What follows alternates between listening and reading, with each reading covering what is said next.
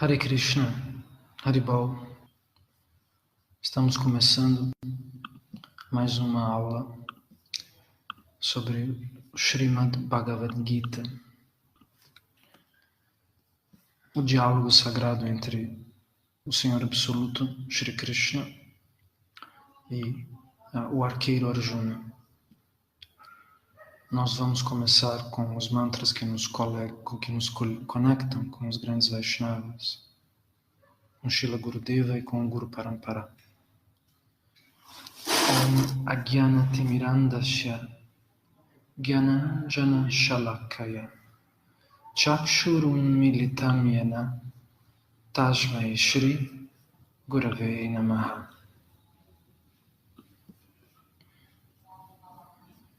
Hey Krishna Karuna Sindhu Dina Bandho Jagatpate Gopesha Gopika Kanta Radha Kanta Namostute Tapta Kanchana Gourangi Radhe Vrindavaneshwari Vrishabhanu Sute Devi Pranamami Hari Priye Vanchakalpatarubhyascha Kripa Sindubhya Evacha Patitanam Pavanabhyo Vaishnavibhyo Namo Namaha. Shri Krishna Chaitanya Prabhu Nityananda Shri Advaita Gadadhara Shri Vasadi Gaura Bhakta Vrinda Hare Krishna Hare Krishna Krishna Krishna Hare Hare Hare Rama Hare Rama Rama Rama Hare Hare. Então, sejam bem-vindos. Nós estávamos no 18º capítulo do Bhagavad Gita, onde Krishna traça as conclusões sobre a renúncia perfeita, sobre Sharanagati, sobre o Yuga da liberação da alma. Nós líamos o verso 45, se não me engano, na vez passada. Nós vamos começar hoje do verso 46. A pessoa alcança a perfeição por adorar através de seus deveres prescritos o Senhor Supremo, de quem todos os seres se originam, por quem todos os seres estão ocupados e que individual e coletivamente penetra todo o universo. Nós já comentamos este verso, na verdade. Executar o próprio dever, ainda que imperfeitamente, é melhor do que executar perfeitamente o dever de outro. A pessoa que realiza seus deveres prescritos de acordo com a natureza, de acordo com a sua natureza, jamais comete pecado. O que nós devemos entender deste mantra? Que nós devemos, na verdade, nos ocupar de, em primeiro lugar, de entender a nossa eterna relação com Deus. Me perdoem, mas vão passar pessoas aqui pela escada. Infelizmente, eu estou numa outra escadaria. Talvez eu tenha que me levantar. Então, neste verso, perdoem a pausa, Krishna está dizendo que nós deveríamos seguir as nossas aptidões relativas ao Varnashram Dharma. Cada um de nós tem específicas posições relativas às próprias estrelas. Nascemos Brahmanas, Kshatriyas, Vaishyas ou Shudras. Aqueles que fizeram seu mapa astrológico com o Vallabha podem verificar que a posição das estrelas indica uma aptidão profissional. Tal aptidão profissional corresponde a uma destas classes. Vocês podem até escrever, aqueles que já fizeram o mapa e aqueles que talvez façam no futuro, perguntar especificamente qual é o meu Varna, qual é a classe em que eu nasci. Então, aqueles que são Brahmanas têm específicas características. Aqueles que são Kshatriyas, Vaishyas ou Shudras, outras. Todos nós devemos servir a Deus respeitando as nossas aptidões naturais. E, caso seja possível, obtendo a misericórdia de Shri Krishna, podemos alcançar a plataforma brahmínica ao receber iniciação de um grande devoto, de um devoto puro, e assim subir para a posição sacerdotal, digamos assim. Os brahmanas seriam como os filósofos, os gurus, os mestres espirituais. Porém, como nós já comentamos em outras aulas, a iniciação formal não basta. É necessário que as características, principalmente da inveja, que estão ancoradas, que estão enraizadas, infelizmente, nos nossos corações, por conta de infinitos nascimentos na matéria, deve ser superada. A inveja é o grande problema da realidade material e, portanto, um obstáculo para a vida espiritual. No próximo verso, Krishna diz: a pessoa não deve desistir de realizar seu dever prescrito de acordo com sua própria natureza, mesmo que imperfeitamente. Na verdade, toda a ação karma está geralmente coberta por imperfeições, assim como o fogo é encoberto pela fumaça. As ações materiais são intrinsecamente imperfeitas. A realidade material é construída desta forma. Por outro lado, nós devemos entender que não podemos nos furtar de realizar certas obrigações relativas ao nosso nascimento, à nossa profissão, à nossa família, pois o ideal é que sirvamos a Krishna, cumprindo este papel. Verso 49. A pessoa que tem a sabedoria do desapego de todos os objetos mundanos, que é autocontrolado e cujos desejos se foram, alcança a perfeição de transcender todos os deveres no mundo ao renunciar aos frutos de suas ações. Aqui Krishna está explicando qual é a passagem que nós devemos atravessar em relação aos princípios, digamos, à natureza brahmínica. Nós precisamos alcançar um desapego de todos os objetos mundanos e controlar a nossa mente, os nossos desejos, alcançando a perfeição e assim sendo habilitados a transcender, a deixar para trás os deveres mundanos e renunciando aos frutos das nossas ações. O que isso significa? O desapego não significa vivermos sem objetos, morando numa caverna, nos Himalaias. Nós já explicamos que o desapego significa deixar atividades e bens materiais que nada têm a ver com Krishna de lado e nos concentrar na nossa relação, no nosso trabalho, a partir de Bhakti, a partir da nossa Sambandha Gyan, do conhecimento da nossa associação eterna com a pessoa do infinito.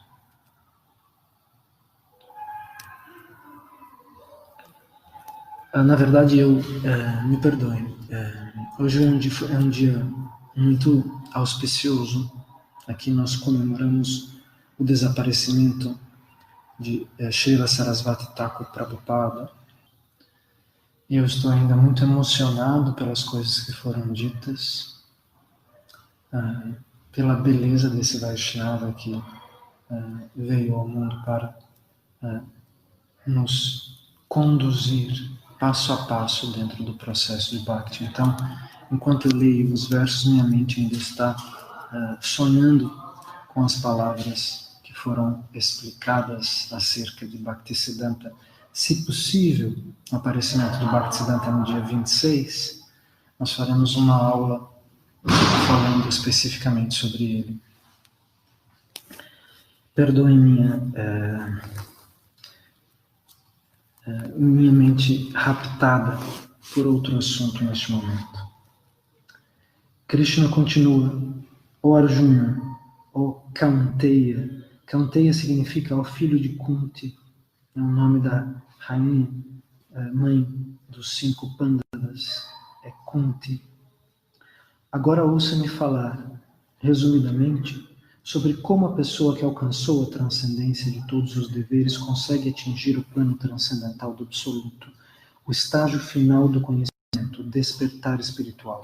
De certa maneira, nós podemos entender que nós vamos servindo a Krishna, a princípio, automaticamente, por exemplo, na posição de animais, insetos, ou pessoas contrárias ao desenvolvimento e à transmissão do conhecimento védico, de maneira não favorável. Existe um verso famoso da literatura védica que fala de Anambila-shita shunyam dharma karmanya navritam anukulina bhakti nushiranam. Não, peraí. Toda vez que eu estou sozinho, eu me lembro dos versos quando eu preciso pronunciá-los em público. O meu vata, o meu medo de errar me atrapalha. Anukulina Krishna Nushiranam Bhakti Ruttama. Então, esse verso diz que o estágio mais elevado do Bhakti é servir a Krishna favoravelmente. Nós temos que ser conscientes de estar fazendo algo que realmente seja favorável ao desejo específico de Mahaprabhu ou de Krishna. Então, esse verso nos explica que nós serviremos a Krishna vida após vida, e a partir do nosso intenso desejo, da nossa avidez espiritual, finalmente, em um certo momento, alcançaremos a transcendência dos deveres prescritos, ou seja, dos deveres ligados à natureza e ao nascimento. E assim nós vamos conseguir atingir a realidade transcendental de Krishna. Nós vamos alcançar um nível absoluto. Os versos 51 e 53 dizem: dotado de uma inteligência da natureza da bondade, com a mente controlada através da determinação da natureza da bondade, rejeitando os objetos dos sentidos, do som, toque, olfato, paladar e forma, abandonando os apegos e aversões, livre da associação de pessoas materialistas, alimentando-se moderadamente, disciplinando o corpo, a mente e a fala, constantemente absorto em pensar no Senhor Supremo e totalmente desapegado do mundo material, abandonando ego, poder, vaidade, desejo, ira e possessividade, sem pensar em nada como sendo seu e estando em paz, tal pessoa se qualifica para a realização espiritual. Sobre esse verso nós poderíamos falar infinitamente. É muito curioso que, às vezes, quando nós começamos o percurso relativo a Bhakti, nós percebemos que um grau de humildade é necessário. Nós ainda não temos controle do que realmente seja a verdadeira humildade. É muito comum vermos devotos dizendo eu não sei, na verdade eu não canto muito bem, eu canto muito mal. A habilidade de cantar, ou a habilidade de desenhar, ou de entender sobre matemática, tudo isso vem de Krishna. Quando nós dizemos eu não canto bem, ou eu não sei desenhar, nós estamos, na verdade, não negando numa modéstia falsa, forçada, algo que nós sabemos que, de certa maneira, nós conseguimos destrinchar de maneira boa ou pelo menos razoável. Nós, na verdade, estamos tentando nos conscientizar que quem canta é Krishna, quem desenha é Krishna, que a matemática infinita, na verdade, pertence à mente dele. Nós somos canais e veículos de determinados aspectos da inteligência absoluta. Nós já falamos várias vezes sobre isso. Quando nós encontramos as pessoas na rua, nós estamos encontrando representantes, né, das Shaktis, das potências que são distribuídas pelos planetas. Então, num grupo de família, você verá pessoas ligadas a Mercúrio, falando sobre pragmatismo, sobre materialidade, sobre coisas que requerem um plano, uma ação, uma inteligência relativa imediatamente, profundamente conectada à realidade factual. Os que são mais ligados a Júpiter estarão falando de espiritualidade, de filosofia, de arte, de beleza. Pessoas ligadas a Saturno estarão avisando sobre perigos, sobre tensões políticas, sobre doenças, sobre o lado pessimista da vida. Então, nós estamos misturando talentos, aspectos que dizem respeito ao vasto oceano da existência infinita de Shri Krishna. Portanto, não somos nós que fazemos ou que dizemos, ou que temos a capacidade de realizar este ou aquele trabalho. Nós simplesmente agimos como personagens, como jivas, como almas individuais, presas dentro de um personagem desenhado pelo Brahma, pelo desejo de Shri Krishna. No verso 54, a alma iluminada e de coração alegre que atingiu sua natureza divina, não se lamenta nem deseja. Vendo todas as entidades vivas como iguais, ela chega a obter transcendental devoção amorosa por mim. Isso não significa que um Mahabhagavata não possa manifestar temporariamente para a educação dos seus discípulos momentos de ira ou de veemência. Tudo é usado para o serviço de Krishna. Então, portanto, aquilo que nos leva a compreender Deus piedosamente, o grande santo usa a favor do nosso crescimento espiritual. Através de devoção, percebe que eu sou o Senhor de todas as potências e o doce absoluto. Assim, realizando o seu divino relacionamento comigo, tal pessoa ingressa na companhia de meus associados íntimos, que não são diferentes do meu próprio ser. Aqui Krishna está falando diretamente dos Vaishnavas. Não é? Existem seus associados íntimos transcendentais, que são enviados ao mundo material para nos acordar no nosso processo espiritual, na nossa relação de consciência a respeito do Senhor Supremo e Absoluto.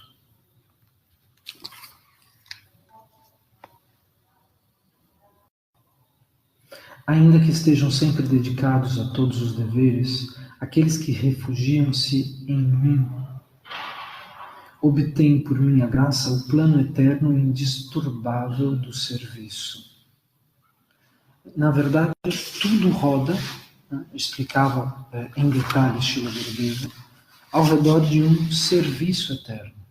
A hierarquia transcendental, que começa em Krishna Radha, nas expansões de Krishna e nas expansões de Radha, está mesmo nos corpos espirituais que pertencem a Deus, que são expansões da sua própria personalidade eterna, digamos, os raios secundários da estrela que Krishna é, estão ligados a Deus através de uma função, de um específico serviço. Krishna é aquele que é servido por todos os seres vivos.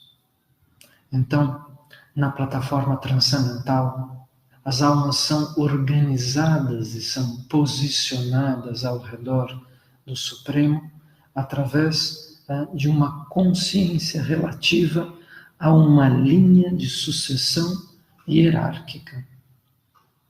Nós estaremos colocados próximos do grande santo que servimos na vida, em posição espiritual.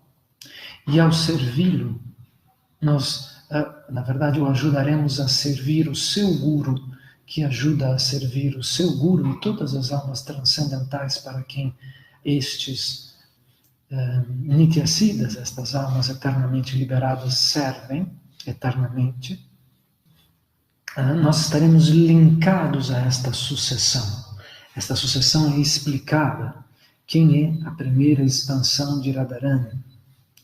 Quem é a segunda expansão de Radharani? Quem é a terceira expansão de Radharani? Quais são as almas transcendentais em número incalculável que servem cada uma destas expansões? Portanto, o objetivo da vida espiritual é realizar na matéria a nossa posição específica dentro da espiritualidade.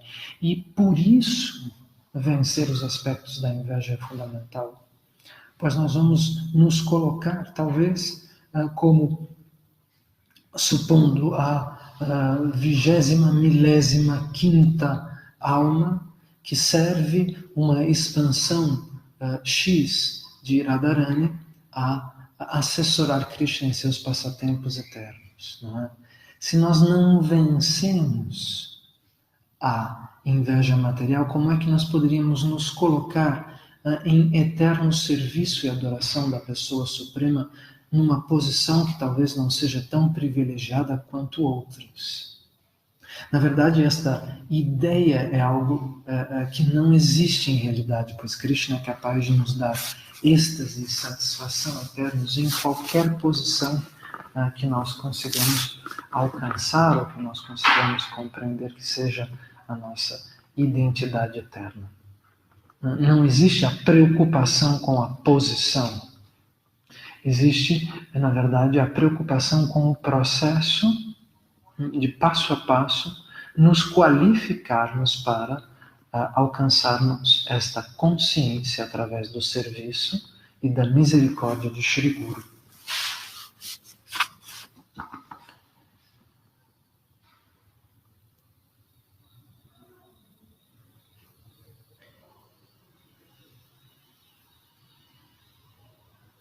Oferecendo-me sinceramente cada ação sua, mantendo-me como objetivo supremo e dedicando totalmente sua inteligência a mim, mantendo-se desapegado das ações mundanas, seja sempre devotado a mim.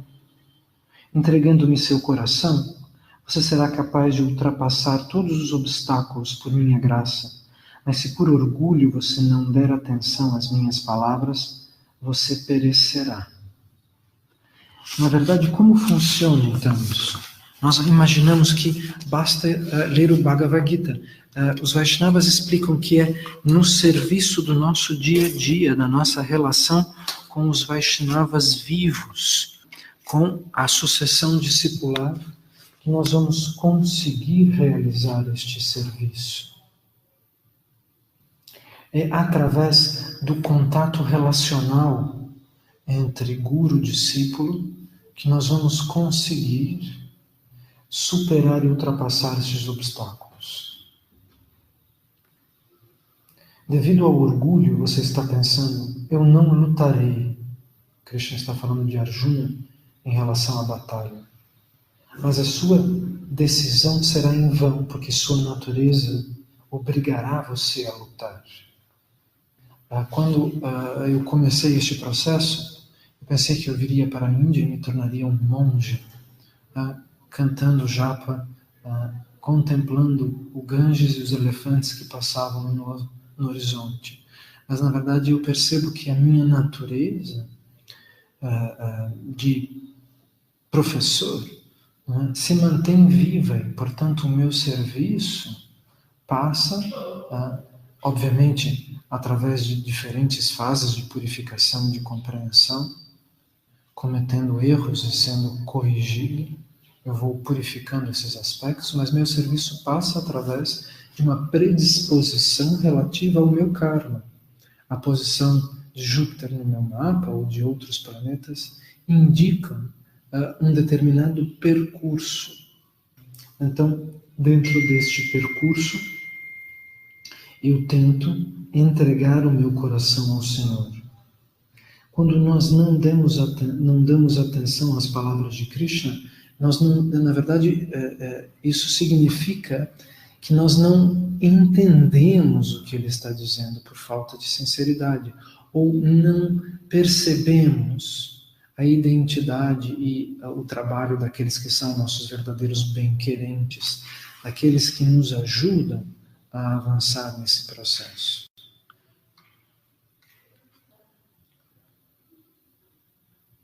Ó Kaunteya, estando atado pelo dever que nasce de sua própria natureza, essa mesma ação que devido à ilusão, você está agora evitando, será inevitavelmente realizada por você. Aqui Krishna está falando de algo bastante surpreendente. Quer nós queiramos ou quer não queiramos, Krishna nos manipula tão profundamente que nós agiremos de acordo com o seu desejo. Existem diversos passatempos na literatura védica relativos ao karma. De certa maneira, ele está também falando da natureza das aptidões físicas, ou seja, do karma frutificado no corpo e nos impulsos que nós recebemos deste corpo, desta mente. Não é? Há casos relatados na literatura védica de pessoas que receberam previsões bastante surpreendentes de serem picados por uma cobra e assim abandonar seu corpo. O rei em questão, eu não estou falando de Parikshit Maharaj, que também recebeu uma maldição similar de um Brahmana. O rei em questão mandou construir um palácio com terraços suspensos para que ele não precisasse descer para a floresta, para os jardins, e assim criando um environment, um habitat onde fosse impossível a presença de uma cobra. Mas infelizmente uma ave, uma águia, carregando no bico uma serpente, acabou deixando cair a sua presa num dos terraços do rei e não conseguindo evitar as ordens do teatro material, tal monarca foi inevitavelmente picado por aquela cobra. Não existe nenhuma possibilidade de nós não cumprirmos o nosso papel. Isso não significa que nós estaremos sempre numa posição favorável, ou que nós estaremos sempre tentando agradar a Krishna. Muitas vezes nós cometemos grandes erros no nosso percurso espiritual. Na verdade, esses erros são bem-vindos, pois a correção dos mesmos nos ajuda a aprimorar a nossa consciência.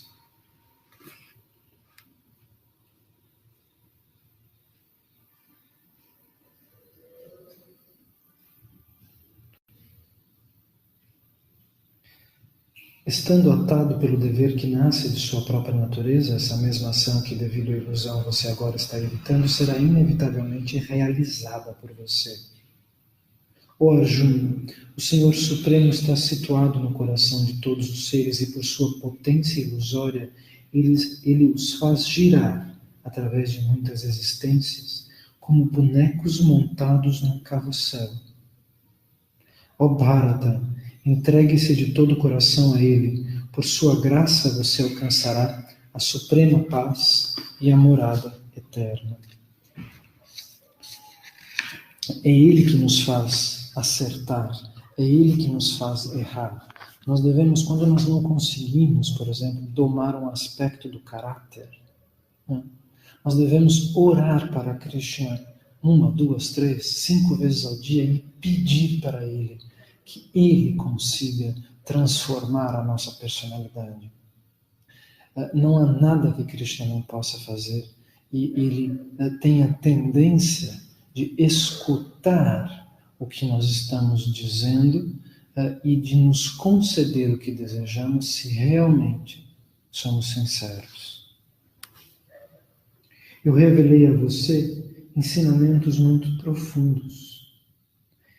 Reflita devidamente sobre isso e faça, então, o que desejar. Agora ouço novamente meu ensinamento supremo, o tesouro mais oculto de todos. Digo-lhe isto para seu benefício, pois você é muito querido a mim.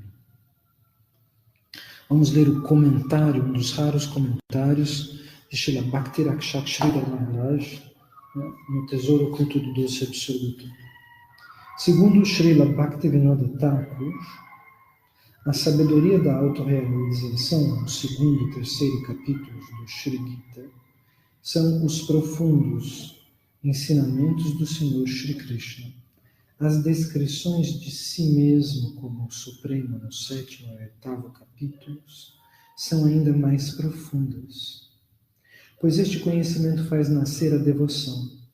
No capítulo 9, o ensinamento mais profundo começa quando o Senhor descreve os sintomas da devoção exclusiva, Kevala Bhakti. Portanto, nós devemos amar a Deus com exclusividade. O processo espiritual, esta Sambandha Jnana, o conhecimento da nossa relação eterna com Krishna, o nome da filosofia imortal descrita nos Vedas é Sanatana Dharma, a função eterna da alma.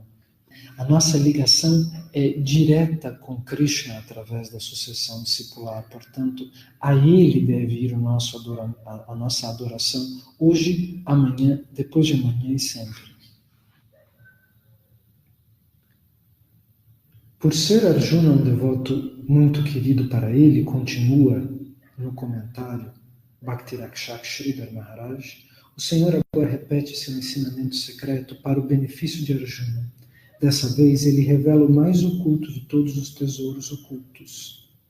O seu conselho mais afetuoso, Arjuna, você é muito querido para mim, portanto, eu revelarei agora toda a verdade para você.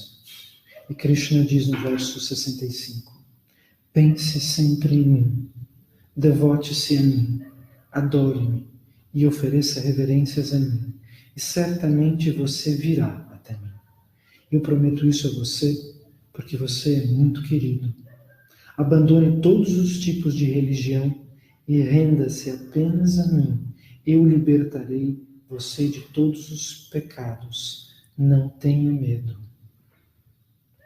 Então nós temos às vezes receio de não nos sintonizarmos com a cultura ocidental, mas como? Eu descobri Deus e estou entendendo que existe algo muito mais elevado do que qualquer outra religião provisória, do que qualquer outra filosofia material que surgiu depois de Krishna e que está, infelizmente, contaminada por especulações e pela quebra da sucessão discipular.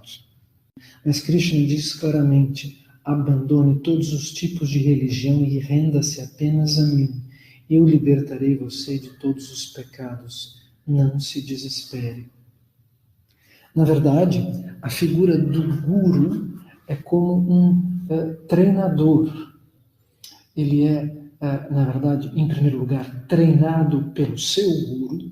Hoje, na glorificação de Bhaktisiddhanta Sarasvati Thakur Prabhupada, eu comparei os Vaishnavas com ninjas, com agentes secretos, não é? O serviço da inteligência de Krishna dentro do mundo material. Eles são treinados nos templos para agir independentes da influência material e para criar novos ninjas capazes de quebrar a ilusão de cada um de nós.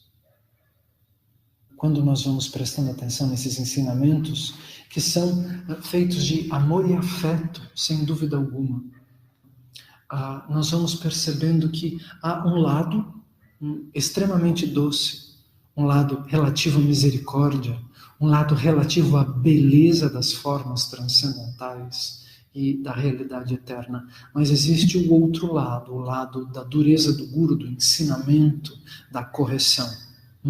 O último livro do meu Param Gurudeva, Srila Bhaktivedanta Madhava Maharaj, que foi publicado pela editora de Gurudeva, chama-se Affection and Reproach, The Synthesis of Love.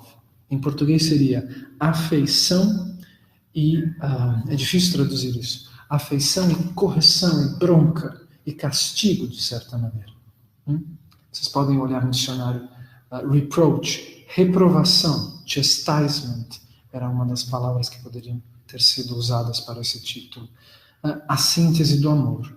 Portanto, o guru é aquele que vai nos treinar a enxergar a beleza e a lutar como ninjas, não é, contra a ilusão material, mantendo a sinceridade acesa, o foco na adoração a Krishna através do processo do Nama Sankirtana, do canto dos santos nomes de Deus, para a liberação das almas condicionadas.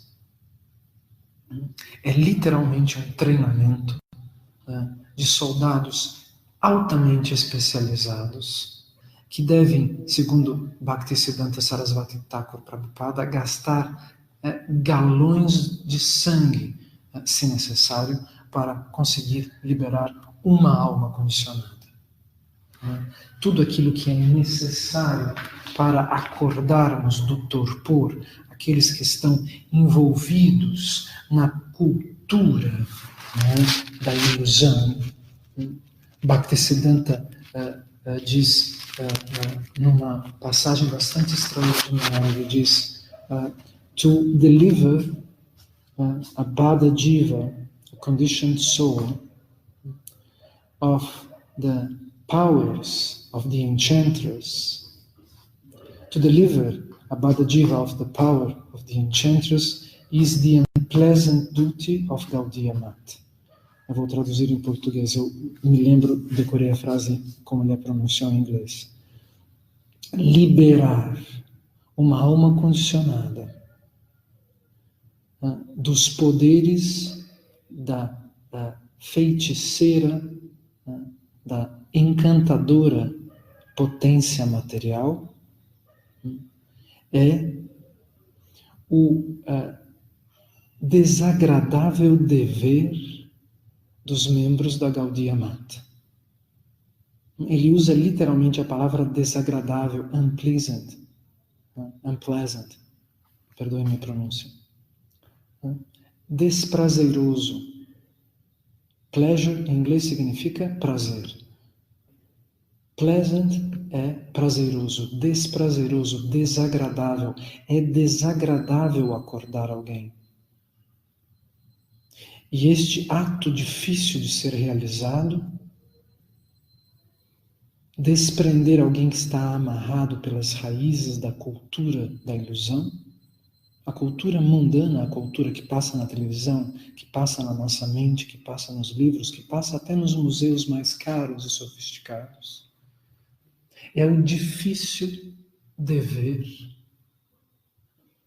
daqueles que fazem parte da escola dourada, do avatar adorado, Shriman Mahaprabhu. Nós, quando ouvimos essa frase, achamos isso muito bonito.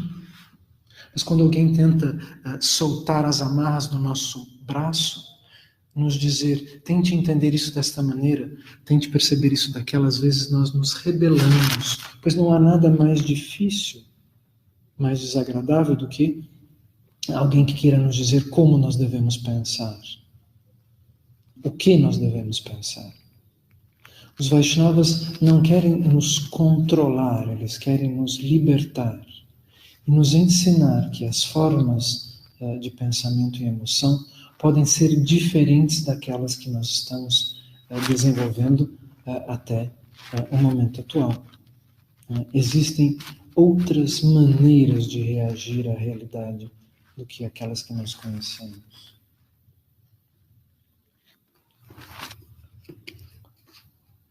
Vamos passar para o verso 67. Antes disso há um comentário de Bhakti Rakshak Sridhar Maharaj.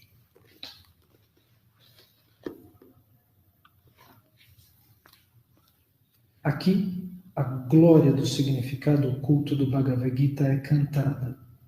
Abandone todos os compromissos e venha a mim. Você não terá do que se arrepender. Arjuna, eu sou tudo para você e você é tudo para mim. Essa é a mais oculta de todas as verdades ocultas.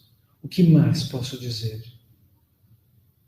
E você encontrará isso em Goloka Vrindavana. Você encontrará isso na palavra dos grandes santos. Continuando com o comentário. Existe um ornamento literário em sânscrito chamado Dvani, Dvani, eco, no qual uma palavra ecoa. Sugere um significado adicional. Aqui, tal dica é dada. Mam ekam sharanam vraj. Você pode ir até Vraj. Vraj é Vrindavana, a cidade onde Krishna se manifesta na Terra, ou a realidade eterna da pessoa do infinito. E lá encontrará a mais oculta de todas as verdades ocultas, o segredo mais profundo do íntimo coração amoroso. Foi totalmente revelado. Eu estou além de todas as concepções de religião, sociedade, amizade, tudo.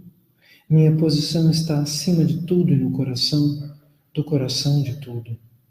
Na terra eterna de Vrindavana, você experimentará o conceito pleno da beleza.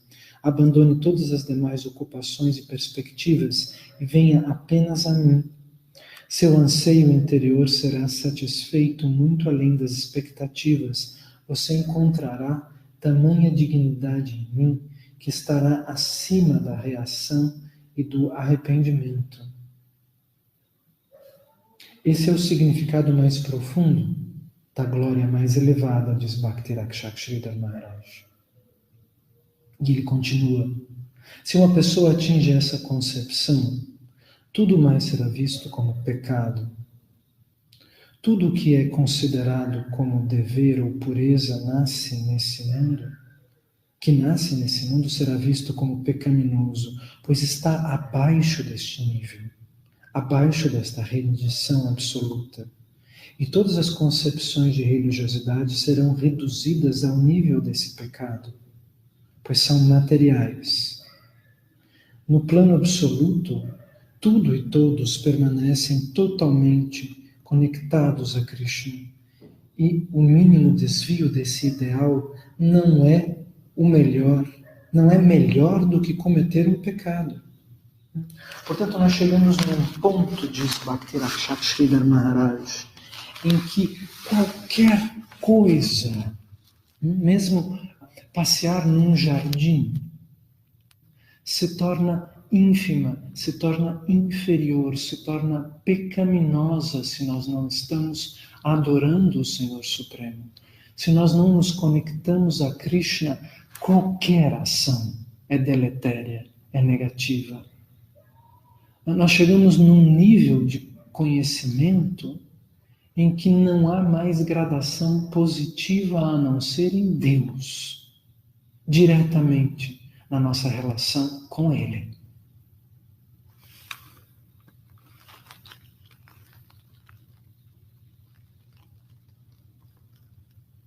No plano absoluto, tudo e todos pertencem totalmente a Krishna e o mínimo desvio desse ideal não é melhor do que cometer pecados. O simples esquecimento de si mesmo conduz ao impersonalismo e culmina num sono profundo. Mas o esquecimento de si mesmo, no serviço a Krishna, é positivo e vivo. É o plano completo e absoluto da vida. Aqui ele está comentando o famoso impersonalismo, não é? O Advaita Vedanta, que erroneamente ensina que nós não devemos pensar no ego, pois o ego se dissolve ao descobrirmos que somos o próprio Krishna, que somos Deus.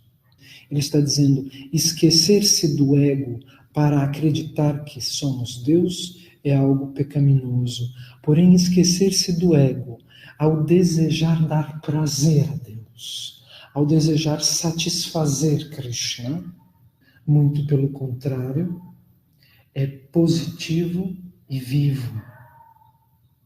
Este é o objetivo completo e absoluto da vida. As pessoas diriam, mas espera um pouco, existe isso, tem o shopping center, a minha sobrinha, a formatura da filha da minha prima, a viagem para não sei para onde, tudo não tem valor neste mundo material feito de poeira, feito de coisas perecíveis.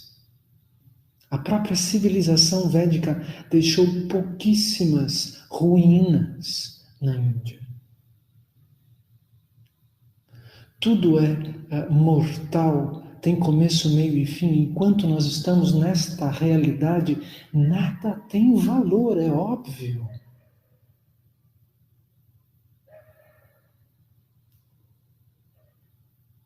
O plano completo e absoluto da vida é a nossa relação eterna com Krishna. O tesouro oculto atrai nossos corações, diz Bhakti Rakshak Sridhar Maharaj. Temos sido privados do interesse mais profundo do nosso coração, dentro da ilusão de Maya. Bhaktisiddhanta Sarasvati Thakur Prabhupada dizia: a doença do homem contemporâneo é acumular objetos que nada têm a ver com Bhakti. Temos sido privados do interesse mais profundo de nosso coração ao nos precipitar na realidade material, a desejar estarmos longe de Krishna, vivendo uma ilusão de independência. Não existe a independência do Senhor, existe o serviço favorável e o serviço desfavorável. Aqueles que acreditam que são livres e independentes simplesmente estão esperneando, gesticulando numa cena teatral, interpretando um personagem desfavorável a Deus. Pois a independência, a desconexão com o Supremo é impossível e não existente. Pensem naquele símbolo da matemática, aquele espécie de 3, ao contrário, quadrado cortado por uma linha. É não existente a independência da alma individual.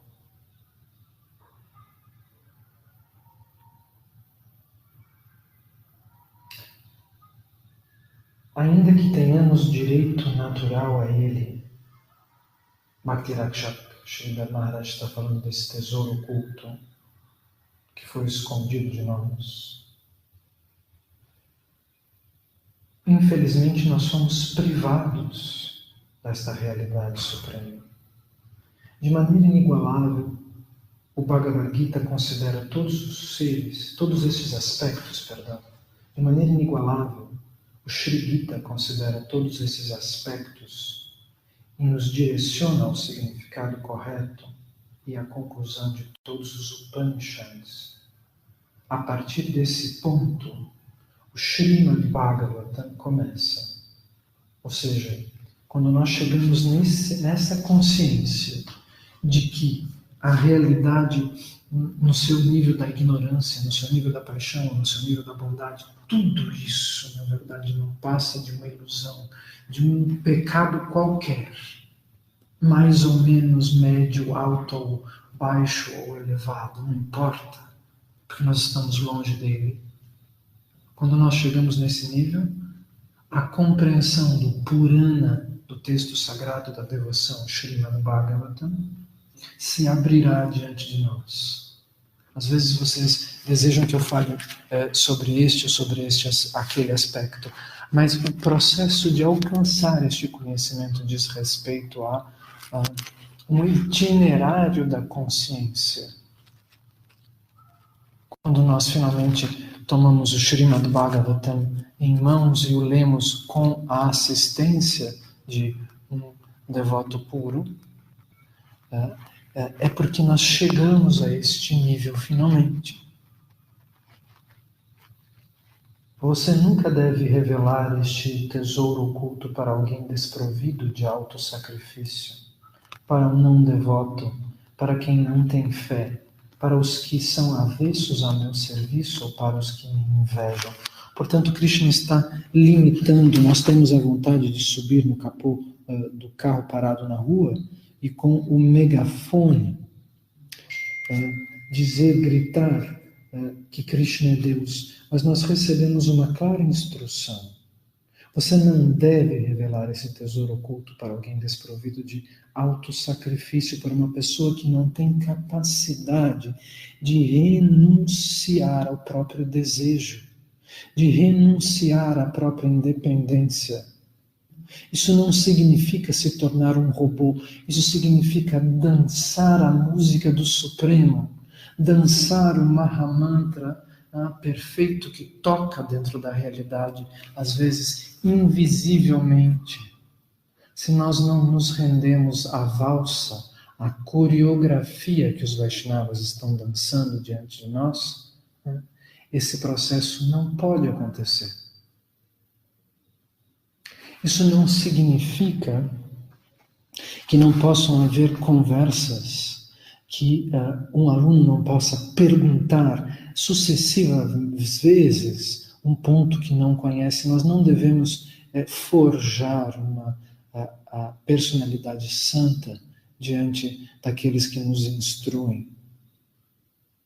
Se nós temos dúvidas, se nós não compreendemos, nós temos o direito de perguntar.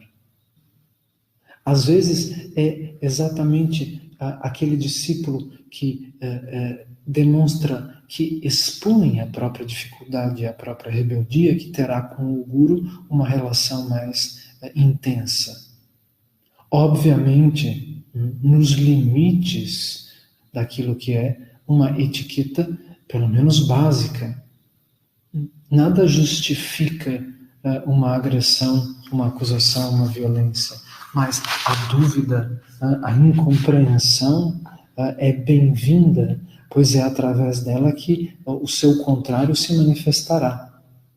As explicações surgirão nos lábios daqueles que têm conhecimento, diante daqueles que fazem perguntas. Muitas vezes na literatura védica, Narada Muni ou outros grandes santos fazem perguntas cuja resposta eles conhecem porque viveram infinitas vezes. Mas o seu objetivo é falar e perguntar diante de outros alunos, diante de outros sadhakas, para que o mestre pronuncie a resposta. Isso cria, às vezes, situações bastante interessantes dentro da realidade espiritual, dentro do percurso devocional.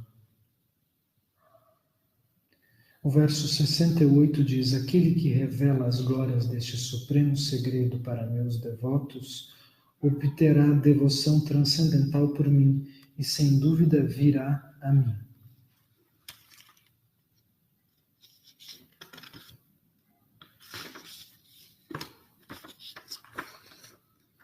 O próximo verso diz: em toda a sociedade humana não existe ninguém que me satisfaça mais por suas ações do que ele, aquele que prega as glórias do Bhagavad Gita.